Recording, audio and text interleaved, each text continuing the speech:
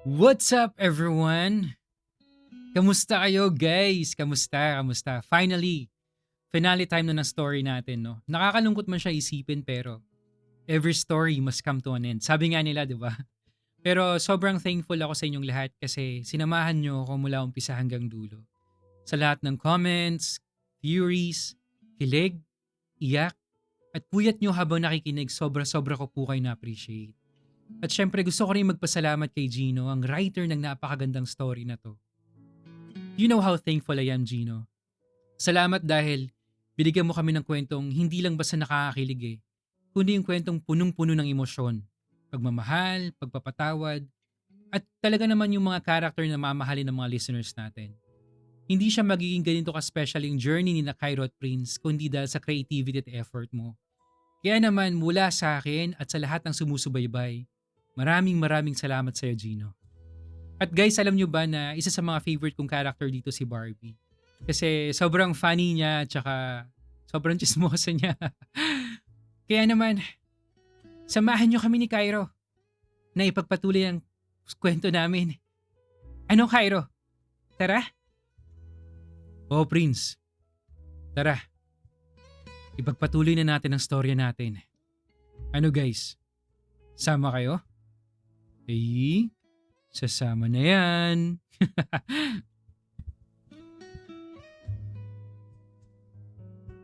May 17, 2018, nang makatanggap muli ako ng text mula kay Jamil na nakalabas na raw si Prince sa ospital at nakauwi na sa bahay nila sa Parañaque. Mahigit 3 linggo mula nang naaksidente siya. Kalakip ng mensahe niya ang petsa kung kailan babalik si Prince kasama si Sir Duke sa Singapore.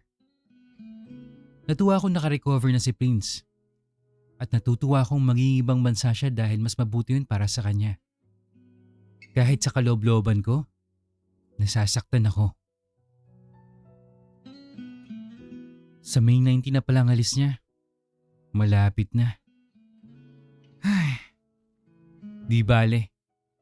This is what's best for him. Maansari sana natin bukas, mahal ko. Kung hindi lang ako naging makasarili. Nagpaalam mo kay Barbie na magang uwi. At naghabilin na ipaayos yung ikalawang drawer ng table ko dahil matagal lang sira. Hindi ko na ito nabuksan magmula nung nasipa ko ng malakas sa pagwawala ko ng 3 taon nang nakakalipas. Inutos ko din na itapon lahat ng laman nun dahil hindi naman importante at masyado nang matagal nakastock. Kung hindi man maayos, sinabi kong palitan na lang yung buong mesa. Pagka-uwi ko, kagaya ng bago kong nakagawian, tumatambay ako sa veranda ng kondo ko. Umiinom ng alak hanggang sa malasing at makatulog. 3 linggo ko na itong ginagawa. Maliban na lang kapag sa bahay ni na Andy at Robbie ako natutulog. Napaka-importante sa akin ng verandang to. Dahil dito ako umamin kay Prince. At nalaman ko may nararamdaman din siya para sa akin. Paulit-ulit kong binabalikan ng mga alaalang yun. Hanggang sa antukin ako tuluyang makatulog.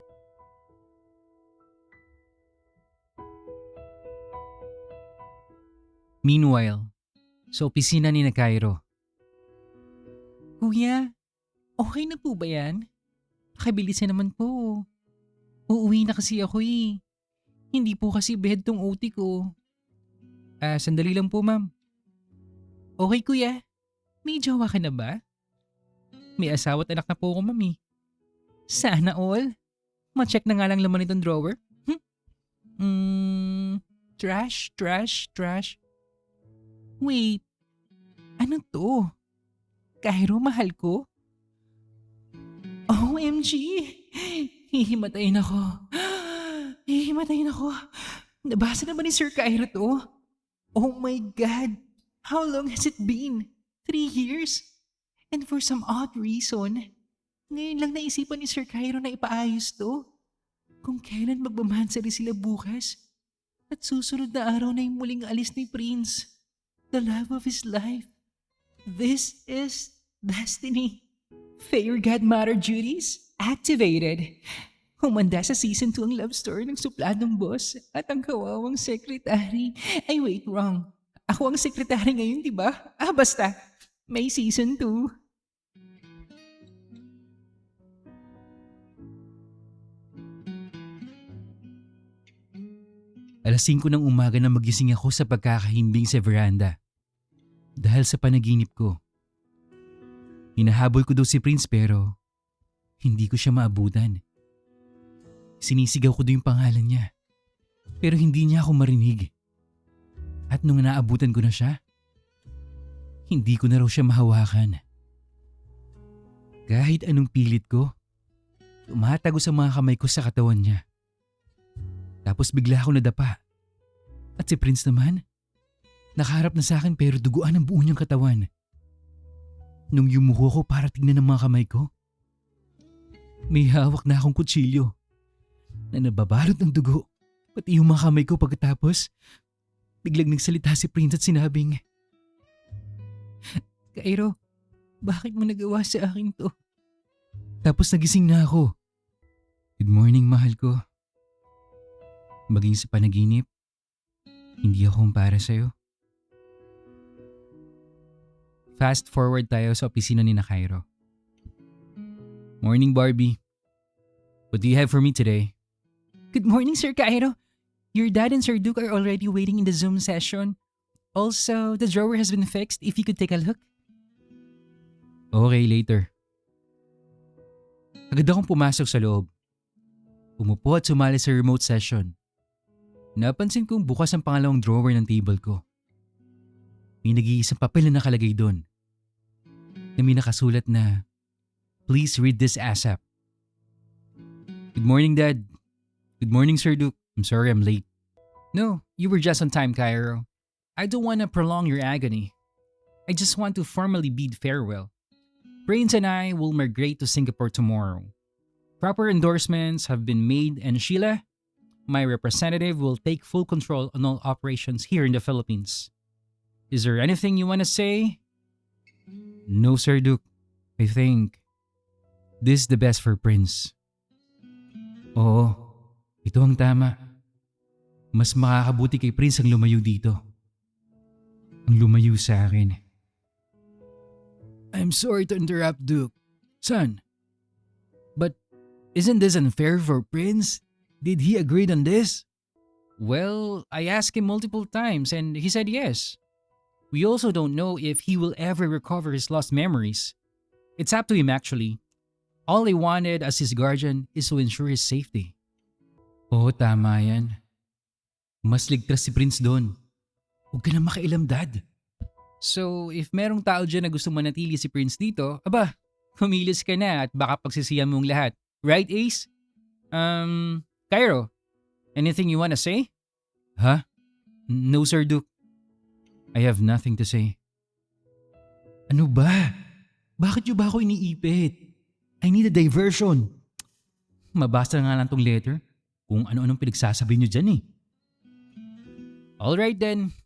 If there's nothing more, then let's end the session. Thanks for your time, Cairo and Ace. See you around. Please read this ASAP. Ano kaya to? Cairo, mahal ko.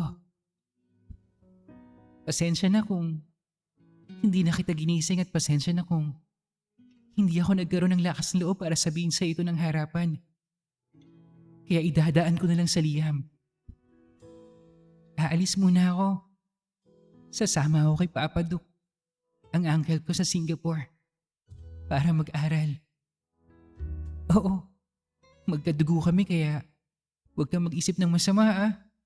Nabigla ka ba? Sandali lang ako mawawala. At pangako, babalik ako. Cairo, tandaan mong mahal na mahal kita. At nagkaroon ng sa-isa yung buhay ko nang dahil sa'yo.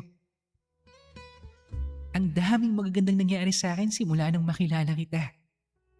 At bawat sandali nang magkasama tayo, palagi ako masaya. Mangako kang hindi ka maghahanap ng iba ha. Dahil kapag nangyari yun, susuntukin talaga kitang 2 beses. Gusto mo ba yon? Masakit yun kaya Antayin mo ako ha. Cairo, ikaw ang unang pag-ibig ko. At nangako kong ikaw ang magiging huli. Kung hindi man, hindi na ako iibig pang muli. Ikaw lang ang gusto kong mahalin hanggang sa katapusan ng mundo. Nangako ka sa akin noon na pananagutan mo ang pagmamahal ko. Kaya, mananatili akong tapat sa'yo. I love you, mahal ko, Cairo. Lubos na nagmamahal at in love sa'yo. Prince. Halos mapuno ng mesa ko ang mga luhang ayaw tumigil sa pagpatak. Pero ang mga luhang ito, hindi dahil sa kalungkutan. Mahal ako ni Prince. Mahal niya ako. Sobrang saya ko. May kung anong naramdaman akong banayad sa puso. At sa isang iglap, muli akong nabuhay ng loob. Mahal ko. Mahal ko. Prince. Prince. Salamat. Salamat. Salamat.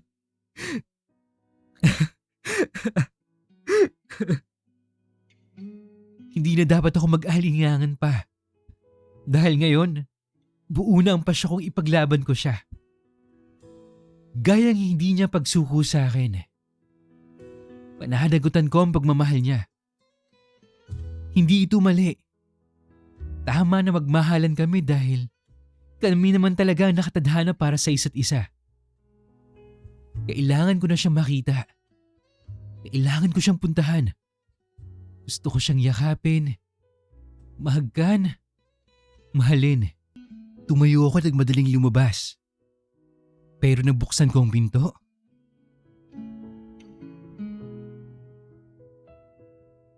Guys, ang mga susunod na POV ay mula kay Prince. Pagkatapos ng aksidente. Nagising na lang ako isang araw na sobrang sakit ng buong katawan ko. At halos hindi ako makagalaw. Masakit din yung ulo ko at medyo malabo ang paningin at ang pag-iisip. Nasa loob ako ng isang kwartong purong puti ang mga dingding. At pinapalibutan ako ni inay, mga kapatid ko at ni Papa. Alam ko kung nasan ako. Napunta ako sa ganitong sitwasyon noon. Pilit kong inaalala kung ano yung nangyari sa akin pero ang natatandaan ko lang, nasa kalsada ako at naglalako ng suman. Bibingka, tapos turon. Ang biglang may tumigil na pulang sasakyan sa harap ko. Tapos binentahan ko siya. Hindi ko maalala yung itsura niya pero binayaran niya ako ng 100 piso sa 3 turon na binili niya. Natatandaan ko din na pakunti-kunti na nakapunta ako sa ibang bansa kasama si Papa. At sa tuwing pinipilit kong alalahanin ang lahat, sumasakit yung ulo ko. Sinubukan kong tumayo pero nahihirapan ako. Dahil napakasakit ng kalawang binti ko, kaliwang braso ko, at yung ulo ko. Napansin ko din may bandage na ako sa katawan. Pinilit ko pa rin dahil ayokong magmukhang mahina sa harap ng pamilya ko. Tinulungan ako ni Papa na makaupo ng maayos. Ang daming tumatakbo sa isip ko. Gaya ng, paano namin mababayaran tong ospital? Baka pagalitan ako ni Papa. Marami pang iba. Ngunit, unti-unti nang luminaw ang paningin ko. Ganon din ang aking pandinig. Saka po lang napagtantuhang umiiyak pala silang lahat. Grabe, hindi pa naman ako patay, ba't sila ganyan? Sina Papa, Inay, Yumi at Gabi, nasa kaliwang bahagi ko. At tahimik lang na umiiyak. Pero si Jamil na nasa kanan ko, Diyos ko, nasa sahig na at parang nagwawala. At may mga sinasabing magbabayad sila, maghihiganti siya. Ay nako, pasaway talaga yung batang yun. Lumipas ang buong araw na wala akong ibang ginawa, kundi ang magtanong dahil wala akong masyadong naaalala. Nadisgrasya pala ako habang nagmamaneho. Lumagpas daw ako sa lane ko at nasa pole ng truck. Pero kailan pa ako natutong mag-drive? At kailan pa ako nagkaroon ng sasakyan? Naipit daw yung kaliwang bahagi ng katawan ko kaya meron akong bandage sa braso at binti. Buti na nga lang daw, nakapagpreno yung truck at hindi ganoon kalubhan tinamo ko. Makakalakad at makakapagtrabaho pa rin ako kapag humupay na yung pamamaga. 2 araw daw akong tulog, mula Lunes hanggang Martes. Wala daw akong malay sabi nila. Hindi ko lubos maisip na pwede palang matulog ng ganoon kahabang isang tao. Dahil siguro likas akong masayahin, bumalik naman kagad ang sigla ko. At sa tuwing binibisita ko ng mga doktor, pinabati ko sila, binibiro, pinapatawa. Ganun ako eh. Ayoko kasi ng malungkot. Kinabukasan, araw ng Miyerkules, habang ako ay excited na salubungin ng doktor na papasok sa kwarto ko, kasama si Papa ay nakatanggap ako ng bisita. Ang saya ko dahil may kaibigan pala akong katulad niya. Akala ko pa nga doktor siya eh. Dahil ang ganda ng kasuotan niya. Formal na formal. Kinausap na muna siya ni Papa bago niya ako nalapitan. At doon, nalaman ko ang pangalan niya. Cairo. Ang ganda ng pangalan niya. Bagay sa kanya dahil ang pogi niya. Matangkad, moreno, at halatang mayaman. May kung anong kirot ako nararamdaman dahil ang lungkot ng mga mata niya. Parang gusto ko siyang pasayahin. Gusto ko pa sana siyang makilala pero hindi na siya bumalik magmula nun. Madali ako nakarecover makalipas ang ilang araw. Dahil na rin sa suporta ng pamilya ko at ni Papa. Unti-unti na ako nakakatayo na mag-isa. Hanggang sa naihahakpan ko na yung kaliwang pa ako. Sa tuwing kami lang ni Inay at ni Papa ang nasa kwarto, paulit-ulit nila akong tinatanong kung bumabalik na ba yung memorya ko. Kung ano daw ba yung natatandaan ko. Pero wala eh. Ganun pa din. Yun at yun lang talaga yung naisasagot ko. Isang araw nasa kalsada ako. Tapos isang araw, nasa ibang bansa na ako. Tapos ngayon, nasa ospital naman ako at nagpapagaling. Nabanggit din ni Papa sa amin ni Inay ang plano niyang manirahan na kaming dalawa sa Singapore. Bibisita pa din naman daw kami sa Pilipinas. At kapag nakapagtapos na yung mga kapatid ko sa pag-aaral, pwede ko daw silang kunin para magkasama-sama na kami doon. Pumayag ako dahil alam kong mas mabuti para sa amin yun. Ngayon mayaman na pala kami. Pinakita ni Papa sa akin ang laman ng savings account ko. At para akong malulula sa dami ng numero nakikita ko. Sa akin daw ang lahat ng iyon. Pamana ng yuma akong daddy. Lumipas ang 3 linggong pananatili ko sa ospital ay pinauwi na ako ng doktor. Nakakalakad naman na kasi ako kahit medyo nahihirapan. Excited na ako umuwi. Dahil doon kami uuwi sa bahay namin sa Parañaque. May tigi-isang kwarto na kami ngayon. Pero sabi ni Jamil pasekreto pa din daw kami pumapasok sa kwarto ni Inay kapag natutulog siya. At nagtatabi-tabi kaming 4 na magkakapatid. Doon sa may sahig. Kahit kumot lang yung sapin. Sa buong panahong pananatili ko sa ospital, hindi nawala sa isipan ko yung taong bumisita sa akin. Yung nagngangalang Cairo. Sekretary daw niya ako noon. May iba namang mga bumisita gaya ni na Ace, Jordan, Barbie, pero hindi ko talaga sila matandaan eh. Kasama ko daw sila sa trabaho nun pero wala talaga akong maalala. Nakasundo ko naman silang lahat, lalo na si Barbie at si Jordan. Dahil katulad ko, palabiro din sila. Hindi ko makakalimutan yung mukha ni Jordan nung pumasok siya sa kwarto. Ang lakas-lakas niya kasing umiyak parang tunog baka. Pero si Cairo, yung isang yun, iba yung epekto niya sa akin. Pagkahalong lungkot at saya na hindi ko maipaliwanag. Parang gusto ko siyang makilala pa ng gusto. Parang gusto ko siyang maging matalik na kaibigan. Parang gusto ko siyang yakapin na mahigpit. Pero, syempre hindi ko gagawin yun dahil baka hindi niya magustuhan at igagalit niya. At para bang may puwang sa puso kong nakalaan para sa kanya. Basta parang ganun. Balik tayo sa kasalukuyan. May 18, 2018.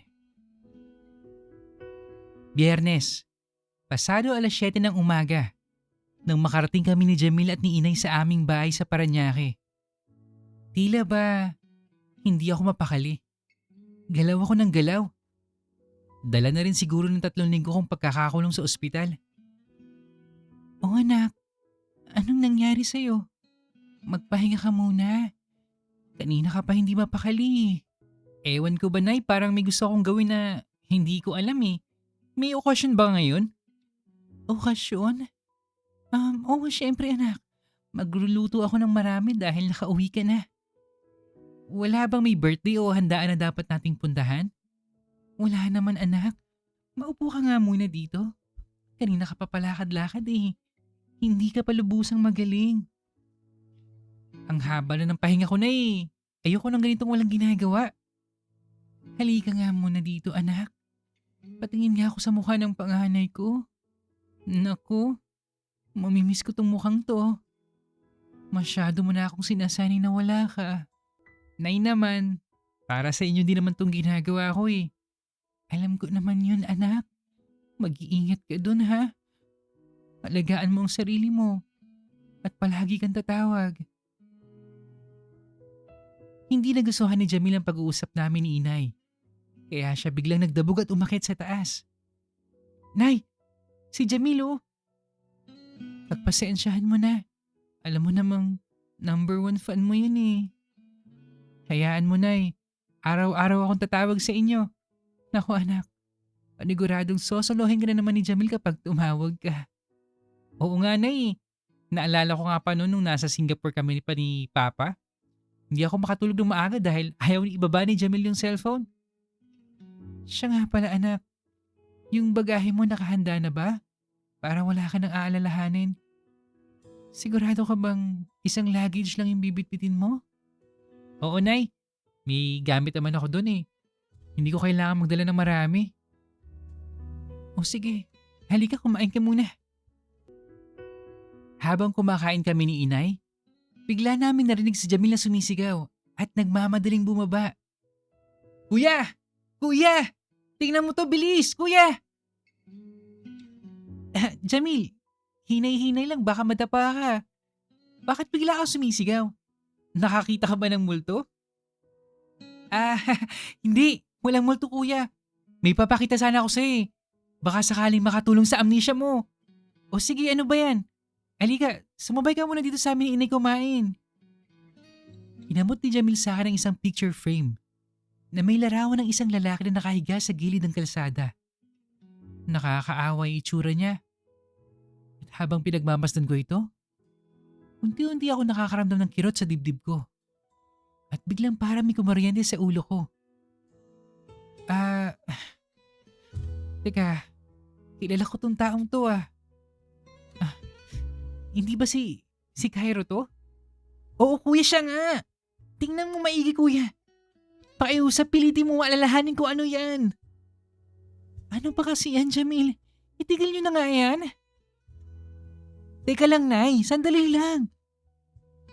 At habang hinihimas-himas ko ang larawan, Nay, naulit na naman ang kuryente sa ulo ko. Natatandaan ko na. Ninakawan ko siya ng litrato nung makita ko siya nakahiga sa kalsada. Bago ko siya gisingin tapos... Sige kuya, kunti pa. Alalahanin mo pa. Diba sabi mo sa akin nun, ayaw mo siya nakikitang ganyan? Sabi mo nun, ayaw mo siya nakikitang malungkot? Kumuryente ulit ng kumuryente ang ulo ko. At nakaramdam ako ng pagkahilot na tumba sa kinaupuan ko. Madaling naman ako nasalo ni Jamil.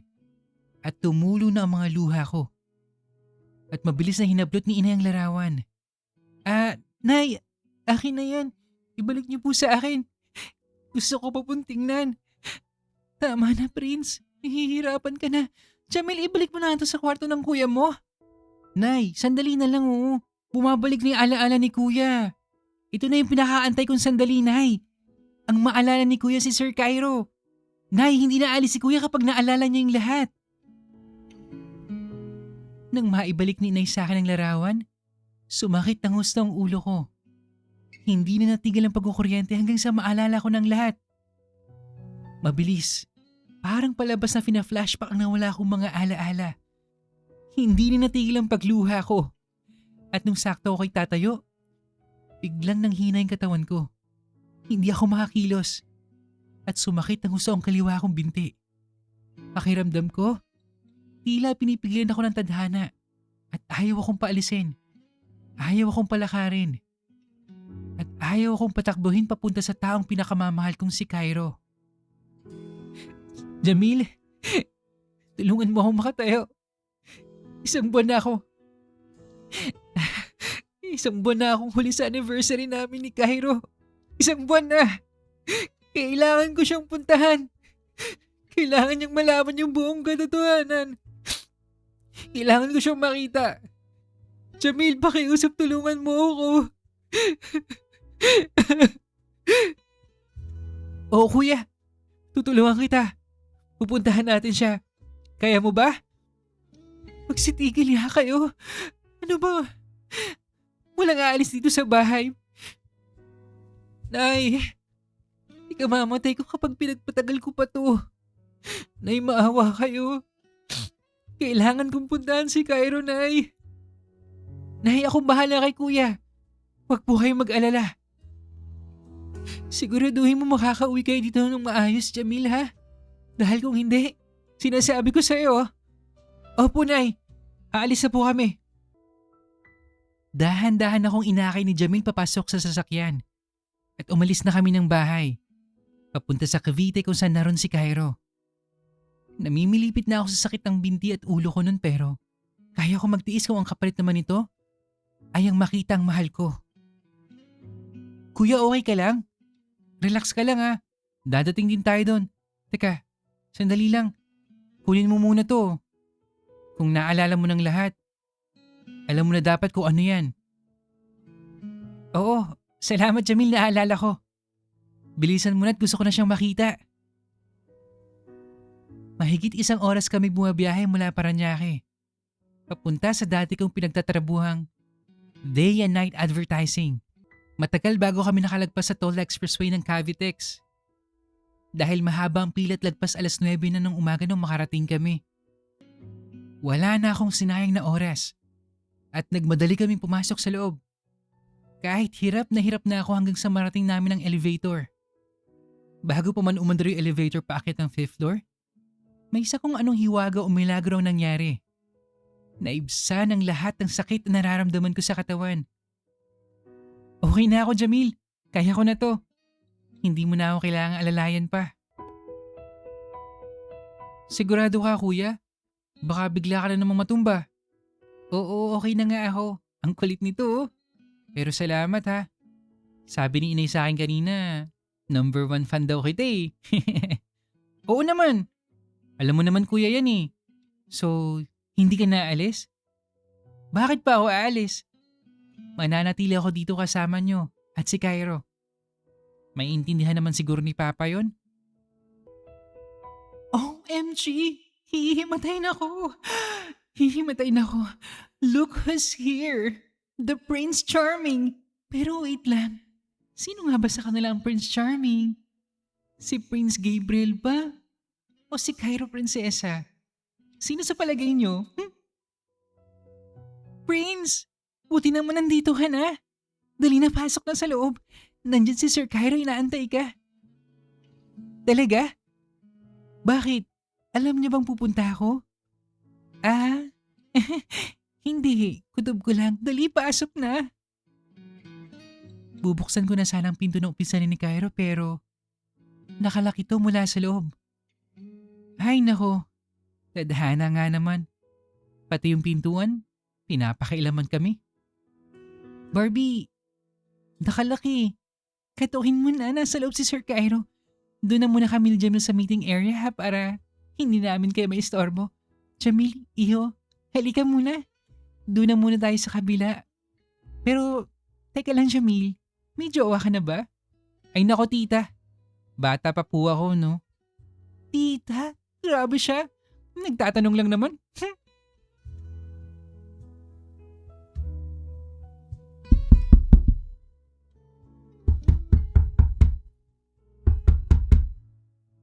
Hala, nasa loob ba siya? Bakit ayaw niya akong pagbuksan ng pinto?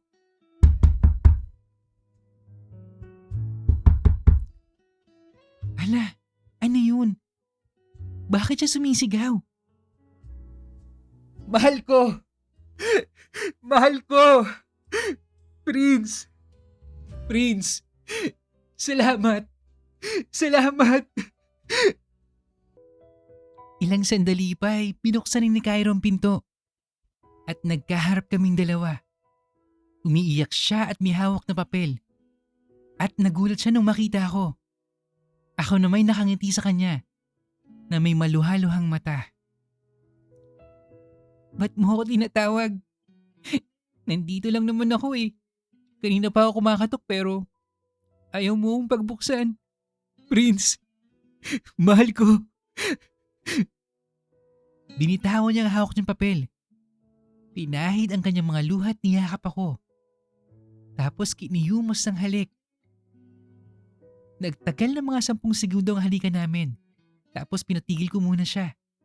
Dahil alam kong nasa paligid lang si Barbie at yung kapatid kong si Jamil na sumisilip. Teka lang Cairo. Baka may makakita sa atin eh. Namiss mo ba ako? Hindi na kita papakawalan simula ngayon, mahal ko. Magsasama na tayo habang buhay. Patuloy niya akong niyakap habang umiiyak. Tapos, inaamoy-amoy niya ang balikat ko. Papuntang buhok, tapos sa balikat. Ilang sandali pa, bigla niya akong hinila sa kamay. Papasok sa loob ng opisina at kinuha niyang kanyang bag at susi ng sasakyan. Muli niya akong hinila palabas ng opisina patungo sa elevator. At, teka lang Cairo, saan tayo pupunta? Hindi pa ako magaling eh, masakit pa yung binti ko. Pagkasabi ko nun, inarga niya ako papasok sa elevator. Hanggang sa makababa kami ng building. Grabe, nakakahiya. Pinagtitinginan kami ng tao kaya yumakap ako sa leeg niya at nagtago sa kanyang dibdib. Cairo, ibaba mo na nga ako. Saan ba kasi tayo pupunta, nakakahiya? Di ba sabi ko, hindi na kita papakawalan? Karga-harga pa rin niya ako hanggang sa makasakay kami sa sasakyan niya. Nung maisuot na namin yung seatbelts ay nagsimula siya magmaneho. Patungo sa kung saang hindi ko alam. Cairo, saan tayo pupunta? Magtatanan na ba tayo? Oo, magtatanan tayo. Sosolohin muna kita ngayon. Tagal kitang inantay, Prince. Para na akong mababaliw. Walang araw na hindi kita inisip. Araw-araw kitang inaantay. Ngayon ko lang nabasa yung iniwan mong sulat. Kung nabasa ko lang sana ng mas maaga, hindi sana magkakaganito. Cairo, kalma muna. Ito yung dahilan kung bakit nadisgrasya ako eh. Nagmamaneho ko habang umiiyak. Sorry, hindi ko lang kasi mapigilan eh. Don't worry, I can manage. Ligtas ka sa akin. So, bumalik na yung memories mo? Oo. Kaya nga kita pinuntahan dahil susuntukin sana kita eh. Ba't di ka na bumalik sa ospital? Naaalala mo ng lahat? Oo, Cairo. Naaalala ko na ang lahat. Naramdaman kong kinakabahan si Cairo at alam ko kung bakit. Cairo, kung ano man yung mga nasabi mo sa akin, kalimutan na natin yun. Alam ko namang hindi mo sinasadya eh. At alam kong nadala ka lang nung galit. Nahihiya ako sa mga nasabi ko sa'yo, Prince. Hindi naman lang kita hinaya magpaliwanag. Ganun pa rin talaga ako. Walang nagbago. Malaki yung kasalanan ko sa'yo. Ako yung rason kung bakit na-aksidente ka. Mapapatawad mo pa ba ako? Napatawad na kita, Cairo. Tatanggapin mo pa ba ako, mahal ko? Suntok, gusto mo? Akala ko ba hindi mo na ako papakawalan? Ibaba mo na lang ako kung di mo ako paninindigan. Itapon mo na lang ako dyan sa gilid oh. Dyan sa may kalsada. Sus, ito naman ang bilis magtampo. Wala ka bang naging ibang lalaki dun sa Singapore? May nanligaw. Si Akihiro yung hapon na kaklase ko. Palagi niya nga ako binibili ng ice cream eh. Kaya kitang bilhin ng isang truck ng ice cream, mahal ko. Eh, mas gusto ko yung ice cream ni Akihiro eh. Melon yung flavor.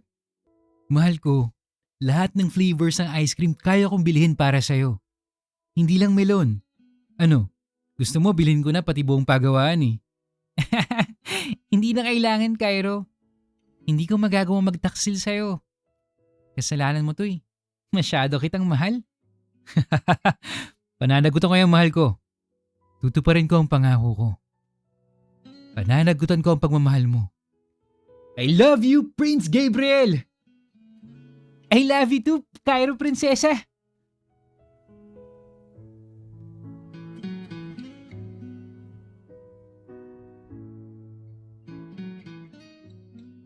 Madami kami na pag-usapan sa ilang oras sa bumabiyahe kami ni Cairo. Para kaming bago mag-shota.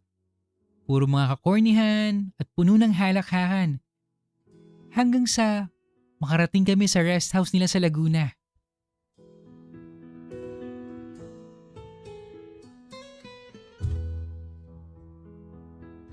Meanwhile sa Cavite branch nila. Where the hell is my nephew? Where is Prince? Where is he? OMG! Hihimatayin ako. Hihimatayin ako. The kontrabida has arrived. Pero late ka na, Sir Duke. The fairy godmother wins. Hala, lagot. Si Sir Duke. Nagagalit siya, hinahanap niya si Kuya. If you could make it a bit louder, Duke. Just like how we practice.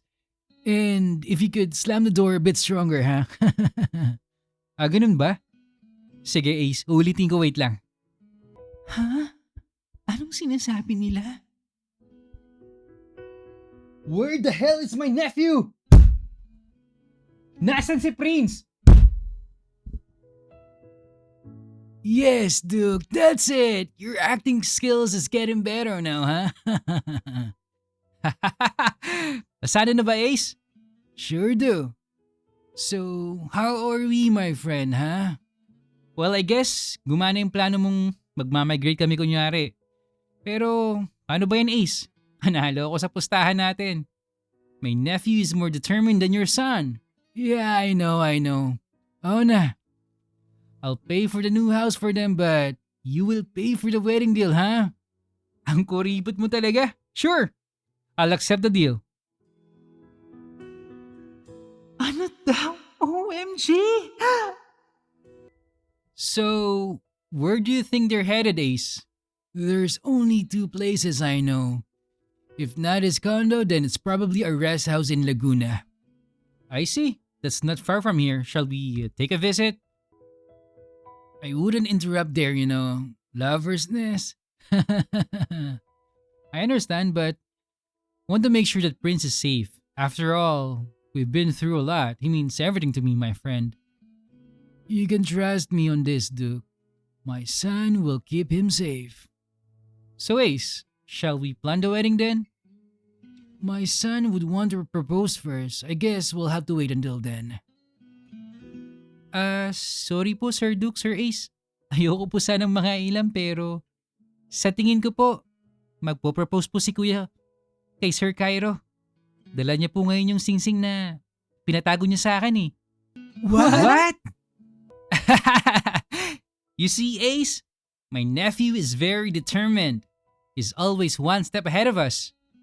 That's settled then, Duke. We better planning bago pa sila bumalik. I want everything to be perfect for my nephew. For the both of them, of course. Do we do an out-of-the-country wedding? Beach? What do you think? But Duke, do you think we need to ask them first? Oh, there's no time for that, Ace. Let's have the wedding as soon as they're back. Itutuloy ba natin yung kunwaring kidnapping?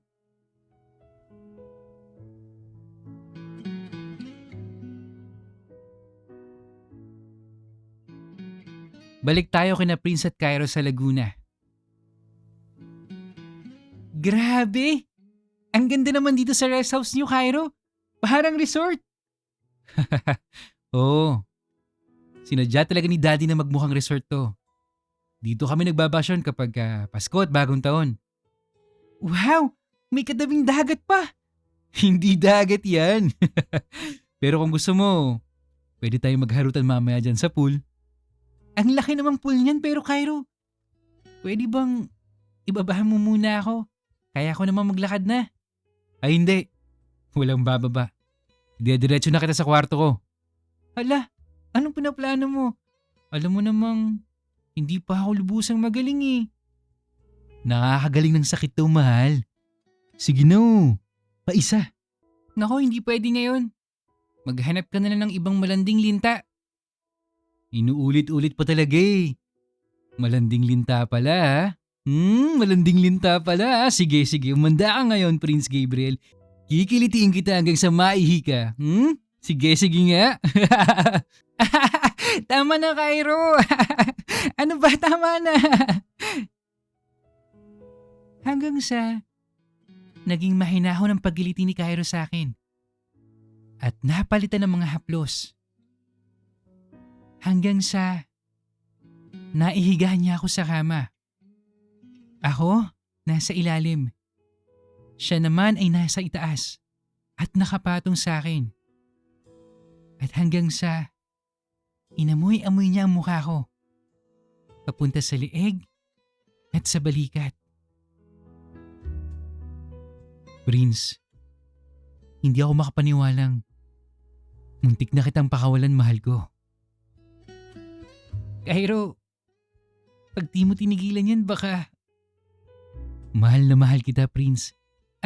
Cairo, sandali lang. Ang bango-bango ng mahal ko. Huwag ka nang mambatigas. Dahan-dahanin ko lang. Buti na lang at napigilan ko si Cairo sa kanyang pananabik. At hindi rin siya nagpumilit. Narinig niya kasi yung pagdaing ko nang maipit niya yung aking binti na medyo masakit pa rin hanggang ngayon. Maya-maya pa, nagtungo kami sa pool upang maligo. Grabe ang sarap sa pakiramdam. Nakakapanibago. At para bang unti-unti nang gumagali yung kirot ko sa katawan. Kapag naman nagugutom kami, kumakain lang kami sa may kalapit na kainan. Dahil dalawa lang kami ni Cairo sa rest house nila ngayon eh. Yung caretaker nila kasi umuwi kapag tanghali. Kinabukasan, nag-tour kami sa mga gandang tanawin sa Laguna. Sobrang saya. Hindi namin ininda ang mga tao nakapaligid sa amin. Dahil sa mga sandaling kami magkasama, walang ibang mahalaga kundi ang aming pag-ibigan. Sa ikatlong araw, hindi na ako nakatiis. Dahil sigurado na ako sa desisyon ko. Kailangan malaman ni Cairo ang tunay laman ng aking puso't isipan. Bagay na pinaghandaan ko sa 3 taong nawalay ako sa piling niya. At oo, handang-handa na ako.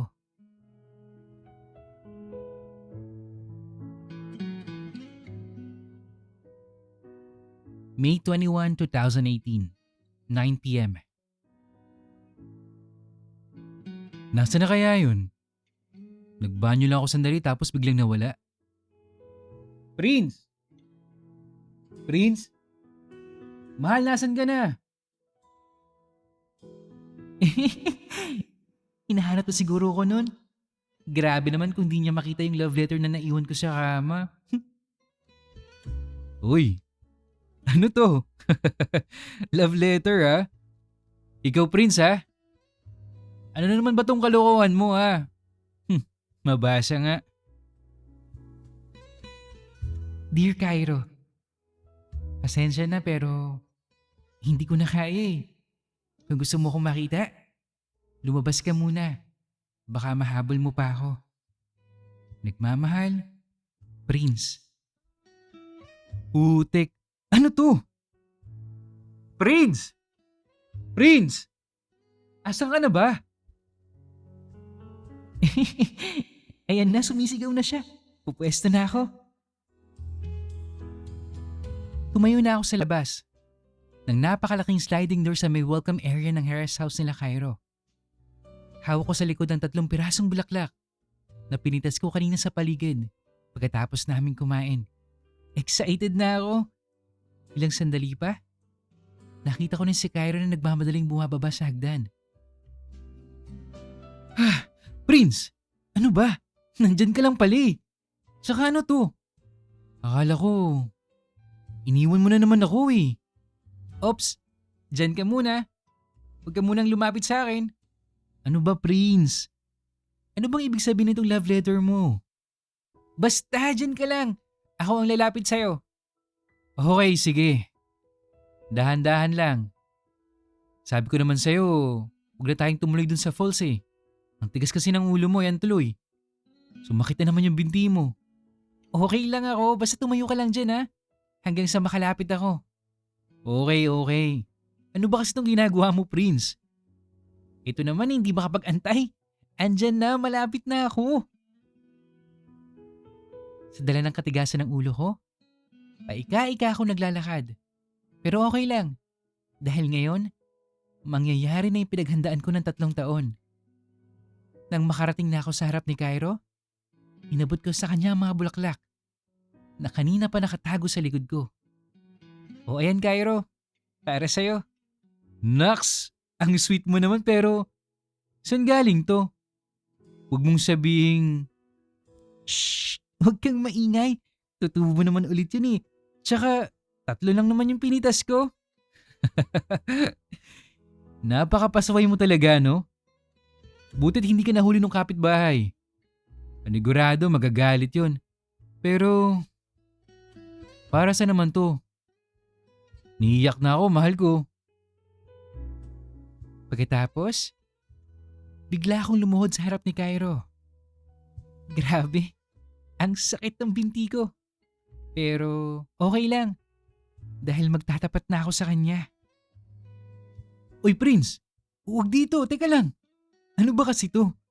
Pinapaiyak mo naman ako eh.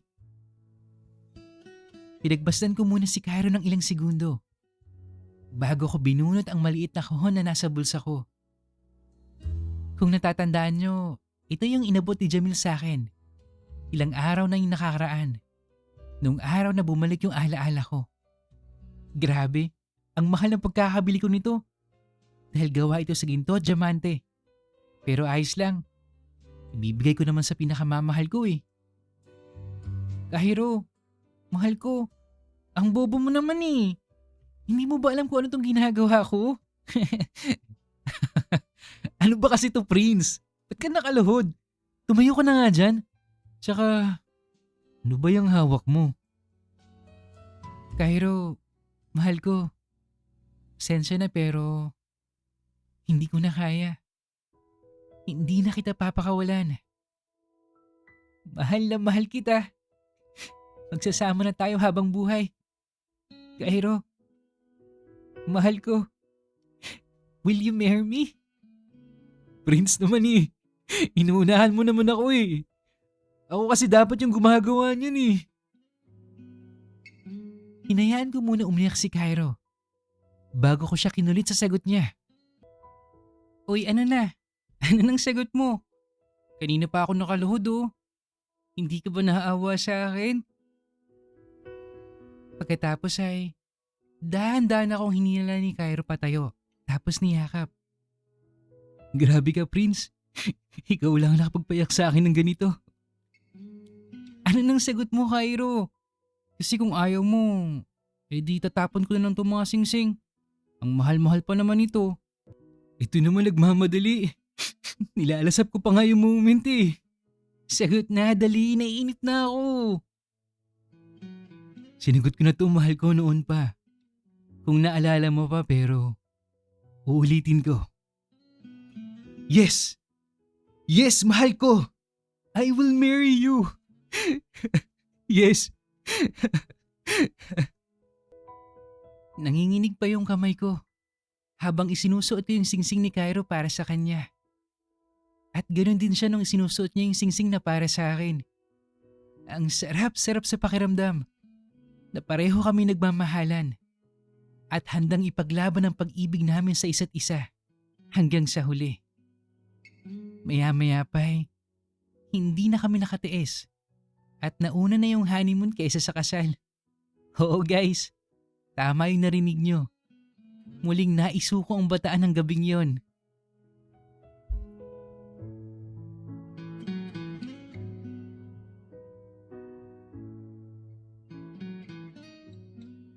Isang araw bago kami uuwi na sana, tinawagan muna namin ang kanya-kanya naming pamilya upang ipaalam na ligtas kami. Kahit na halos 1 linggo na yung nakalipas mula nang pumunta kami ni Cairo sa Laguna. Nakausap ko si Papa, si Inay at si Jamil at mukha namang panatag ang loob nila. Si Cairo naman ay ang daddy niya lang ang tinawagan niya. Binanggit din niya na may importante kaming sasabihin. Nabanggit ko din ito sa pamilya ko. At tila ba nagkasundo silang lahat na wag na muna kaming umalis. At manatili muna dahil sila na lang daw ang luluwas dito sa Laguna para sa napagkasunduan nilang outing. Malaki naman itong rest house ng pamilya ni Cairo at kayang-kayang mag-accommodate ng maraming tao kaya walang problema.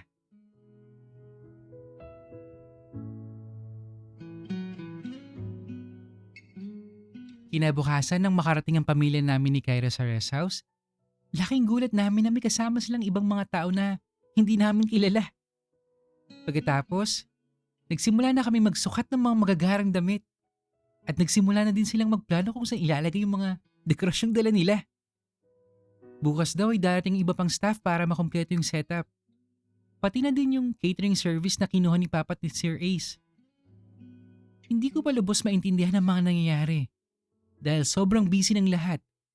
Hanggang sa maipaliwanag na ito ni Papa at ni Sir Ace sa amin ni Cairo. Alam na pala nilang magpapakasal kami at napaghandaan na daw nilang lahat. Bago pa kami umamin, ipinakita din ng daddy ni Cairo gamit ang phone niya sa amin yung bagong bahay na lilipatan naming dalawa kapag pwede ng tirahan.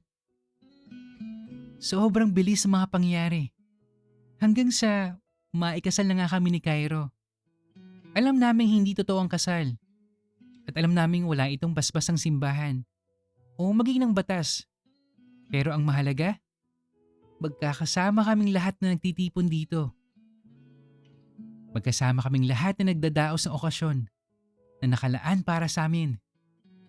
Para sa 2 taong nagmamahalan. At ang importante sa lahat, nandito sila nakasama namin. Dahil tanggap nila kami ni Cairo. Tanggap nila ang pag-iibigan namin.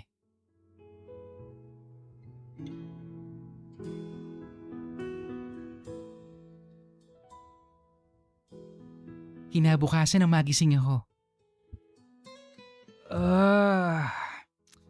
Good morning, mahal ko. Good morning, Cairo, mahal ko. Kamusta yung tulog mo? Grabe, Prince. Ang ganda ng panaginip ko. Ikinasal daw tayo. Ikinasal daw tayo sa panaginip mo? Eto, tingnan mo yung mga kamay natin. Hala, may mga suot tayong singsing. Totoo pala ang lahat ng yun? Mag-asawa na tayong mahal ko. Oo, mag-asawa na tayo, Cairo. Yes! Sa wakas, asawa na kita. So ano, mag-honeymoon na tayo. Uy, teka lang. Nandito lahat ang pamilya natin. Saan mo gusto mag-honeymoon, mahal ko? Kahit saan. Kahit saan basta magkasama tayo. I love you, Cairo. I love you too, Prince. So paano yun? Eh di, ang pangalan mo na ngayon Prinsesa na? Oo nga, no? Hindi ko naisip yan.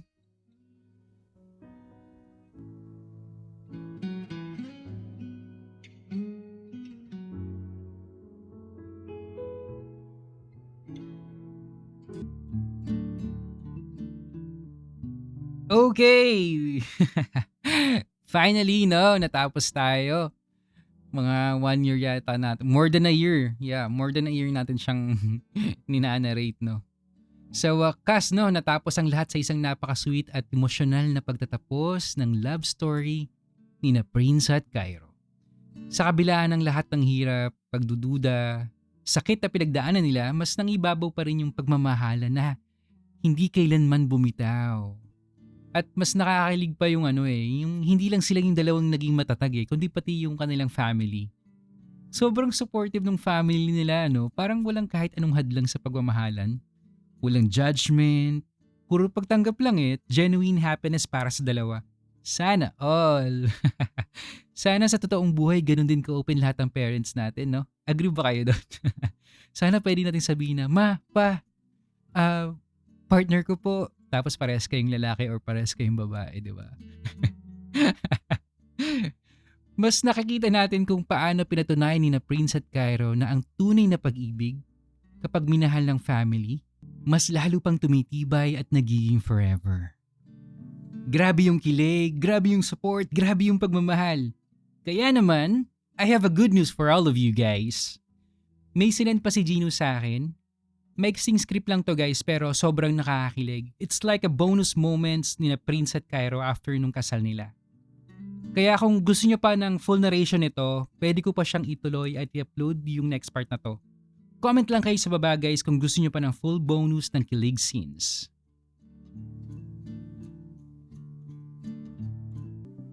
If you enjoy our story, don't forget to hit like, comment, subscribe, and hit the notification bell para updated ka sa mga news stories natin. And of course guys, please continue sending your stories sa mendamanstories@gmail.com. Malay mo next time, kwento mo naman ang mabigyan ng buhay dito.